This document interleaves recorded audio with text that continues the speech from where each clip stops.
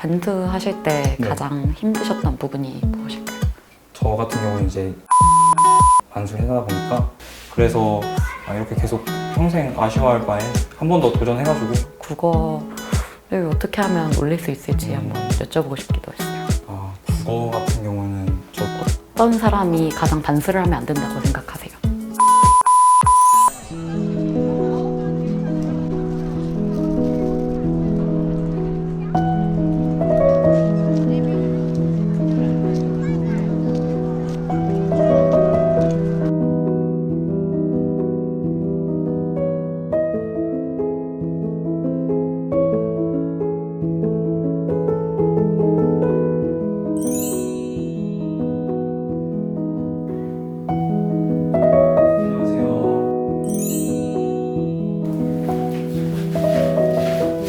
안녕하세요.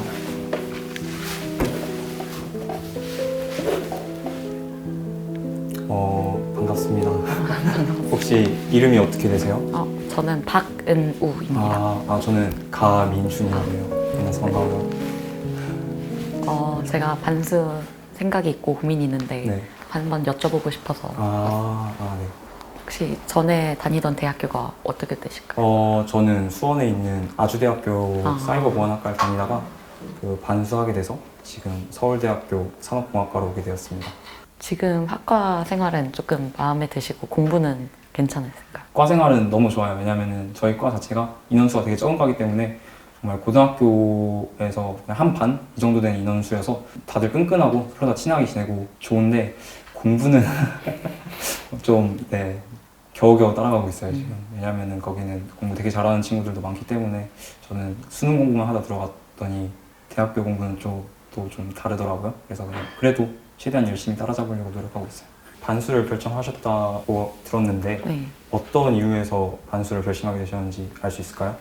제가 지금 현재 경희대 회계세무학과에 재학 네. 중이고 네. 아직 1학기를 지금 다니고 있는 상태인데 네. 사실 수능 때 정말 예상치 못하게 많이 망쳐가지고 좀 많이 아쉬움이 남아서 저도 굉장히 비슷한 이유였던 것 같아요. 저도 수능 때 생각지도 못했던 점수를 받았어가지고 이 성적으로 대학교 가기는 아쉽지만 그래도 그냥 재수를 하기에는 좀 두려웠어가지고 일단 학교를 가서 다니다가 생각해보자 라는 마음을 가지고 진학을 했었는데 이제 다니다 보니까 그 수능 성적에 대한 아쉬움이 계속 점점 커져가더라고요.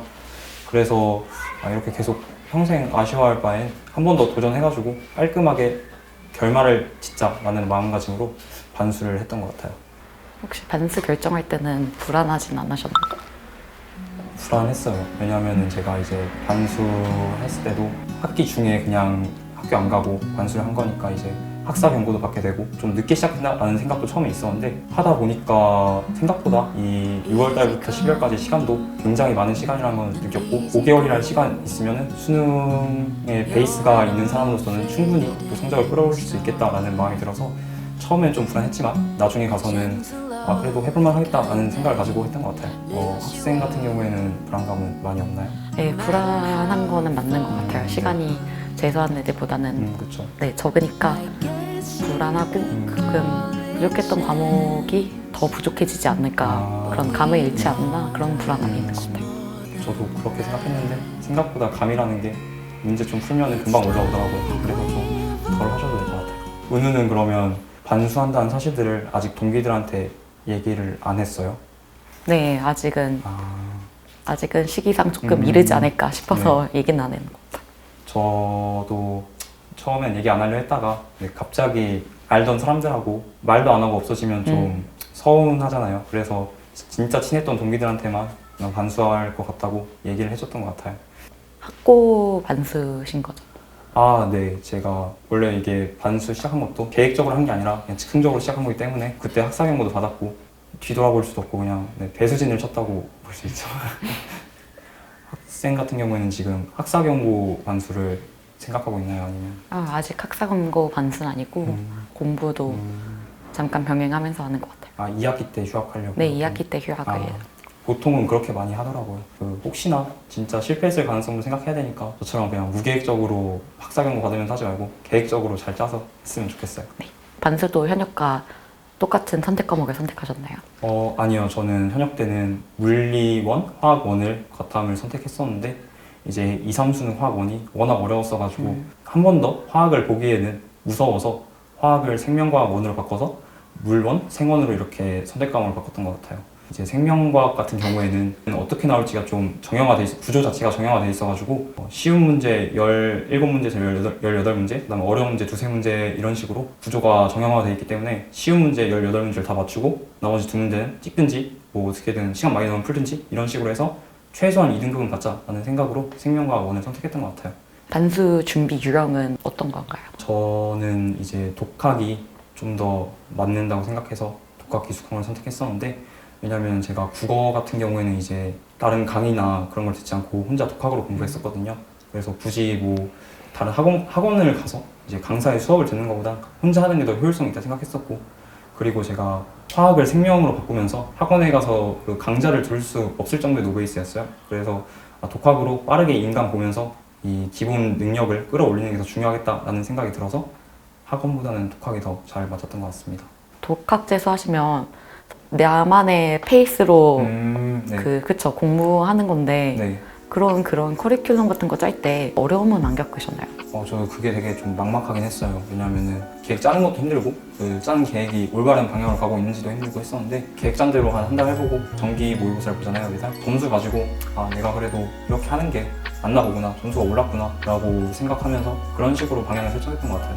공부 계획을 어떻게 세우셨나요? 좀 무계획적인 경향이 커가지고 그냥 큰 줄기만 잡아서 6월 달에는 생명 개념을 끝내겠다, 7월 달에는 이제 모의고사 풀기를 시작하겠다 이렇게 크게만 잡고 나머지는 이제 그 큰 줄기 안에서 그냥 유동적으로 해결하려고 노력했던 것 같아요.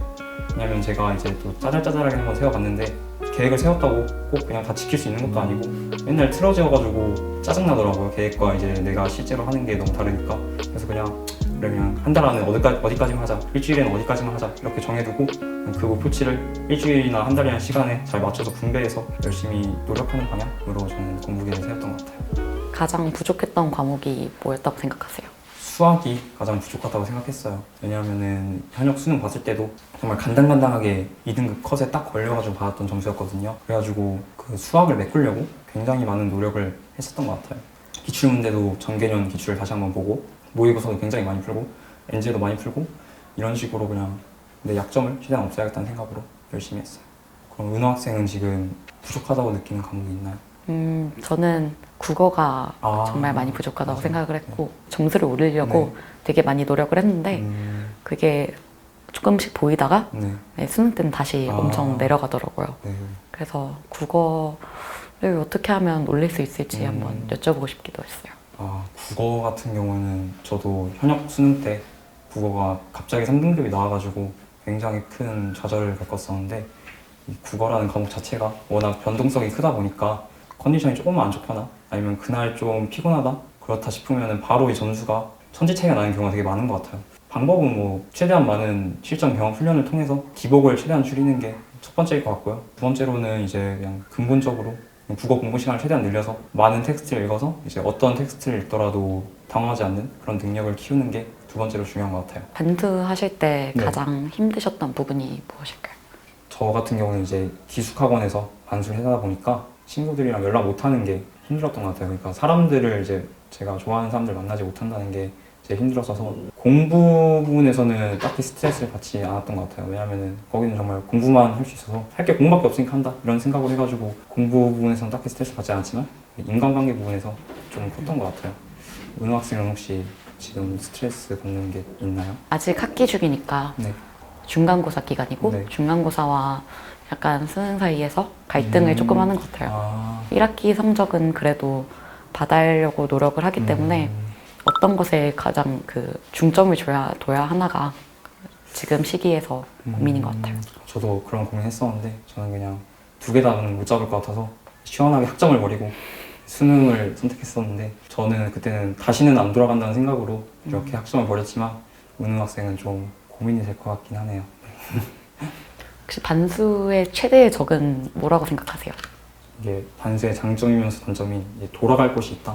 이게 가장 큰 적인 것 같아요. 왜냐하면은 수능 망해도 돌아갈 곳이 있으니까 좀 더 마음 편하게 먹고 이제 수능 때 좀 더 덜 긴장하고 볼 수도 있지만 공부하다 보면 그냥 다니던 데 계속 다닐까? 라는 생각도 들면서 쉽게 포기할 수도 있거든요. 그게 가장 큰 적인 것 같고, 두 번째로는 인간관계. 왜냐면은 이제 학교를 또 1학기 다니다가 반수를 시작하게 되면은 또 새로운 사람들 만나고 그 사람들 중에 이제 또 마음에 맞는 사람을 찾을 수가 있잖아요. 그런 경우에는 아, 내가 이거 반수해서 뭐 얻을 게 뭐가 있나, 그냥 좋은 사람들이랑 놀면은 그게 더 좋지 않을까, 그런 생각이 가장 두 번째로 큰 적인 것 같아요. 어떤 사람이 가장 반수를 하면 안 된다고 생각하세요?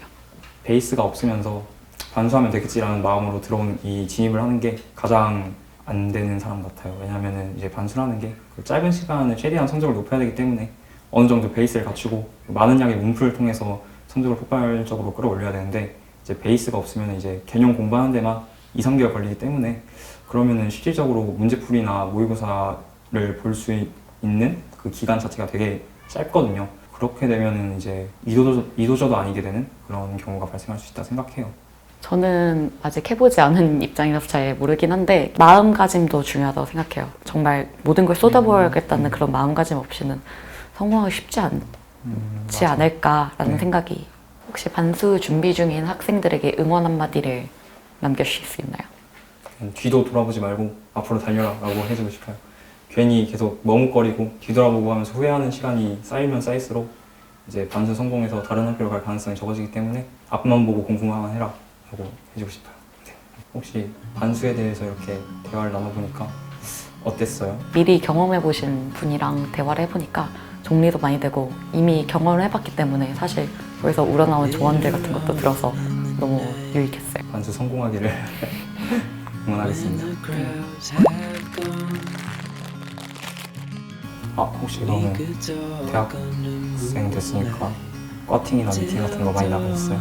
한 번 나갔어요. 네. 아, 한 번 나갔어요? 네, 두 번 나갔는데 나갔는데 오빠 친구여가지고 그러면 좀 충격을 먹었던 그런 기억이. 네.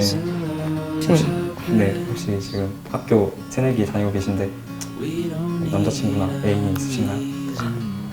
반수하는데 애인은 없는 게 맞는 것 네, 같아요. 없는 게 맞는 것 같아요. 있어도 안 좋아요. 네. 있으신가요? 아니요, 저는 없어요. 네. Just stay with me for a little while. Got myself free falling deep into your eyes.